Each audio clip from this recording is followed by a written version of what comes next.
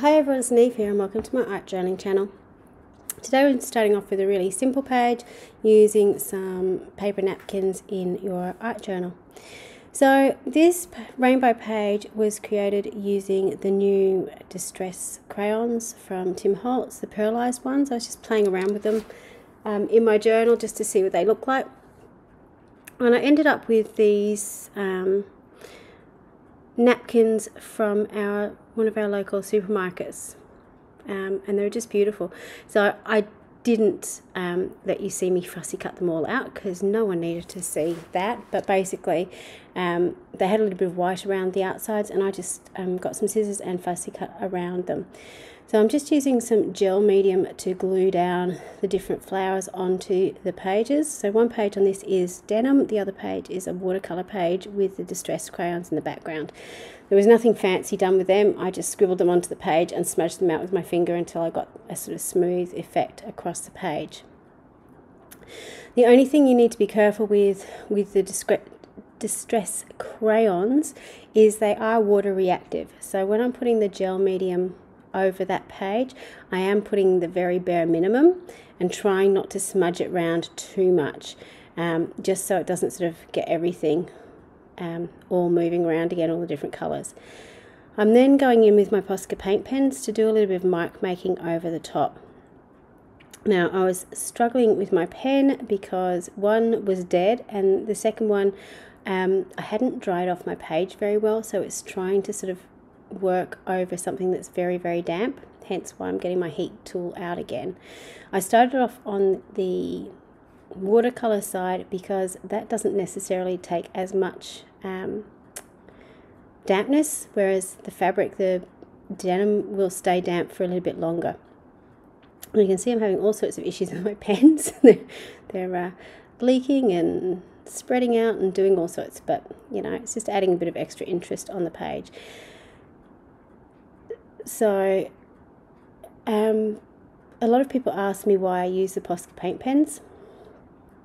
This probably isn't a great advertisement for them, but for most of what I do, I'm working over acrylic paints, and because it is acrylic paint in a pen form, it works really, really well. It's permanent. It will go over pretty much everything on my page. You can see it's even going over some of those distress crayons when I'm going off the edge. It's usually fairly opaque, and most of the time, you can see here it's working a lot better. I don't have any issues getting them to start. I personally struggle a lot with the gel pens and so on. I know a lot of people use the Signo broad pen, and you know, occasionally I'll be able to use it and it works really well, but sometimes it just doesn't. So this is why I tend to end up using my paint pens over most of what I'm doing. So you can see by just adding that little bit of white, it's bringing a bit of brightness onto the page. Adding that little bit of white space, it's sort of making everything a little bit brighter on the page and tying it all together a little bit more as well. But I'm not having to think about it because all the lines are there, so I'm not adding in anything I don't need to. I'm just using what's already on the page. So you can see if you've got a pen that's actually got ink in it, it works a whole heap better. With napkins, if you are using them, there's a few things to know beforehand. Usually napkins come and they're about 3 ply, so you need to peel off some of the backing layers, and you can do that if you get a little bit of washi tape and use that to help you lift up the layers, or if you've got nails. I don't have nails. You can peel them apart fairly easily. So I only ever use the printed piece. I get rid of all the other pieces. You don't need to throw it out, however. You can use that white paper that you peel off the back of your napkins, and that's great for stamping on top of, to use for your collage tissue. So with this, it's really simple. You can see I've splattered some white paint over the top, again just to give it a bit of that unifying look. I had this it was tag that I cut off the top of it on my page. Again, I'd used some of the distress crayons in the background and I thought I might add that onto the page, but it didn't quite work. So I decided I was going to put just a big quote across my page too.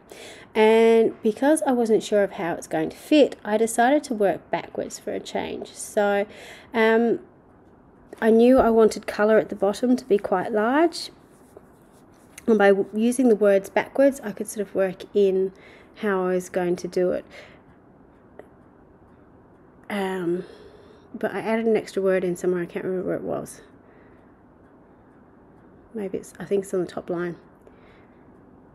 Yes, I think I wrote need twice. So one of the good things about working with the paint pens is, particularly over acrylic paint, or if you've sealed something with gel medium, you can usually wipe it away a little bit.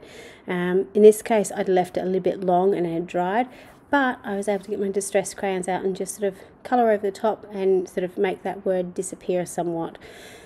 So once I'd written out my words, I'd then gone back and widened them, just sort of by adding a little bit triangular shapes onto them.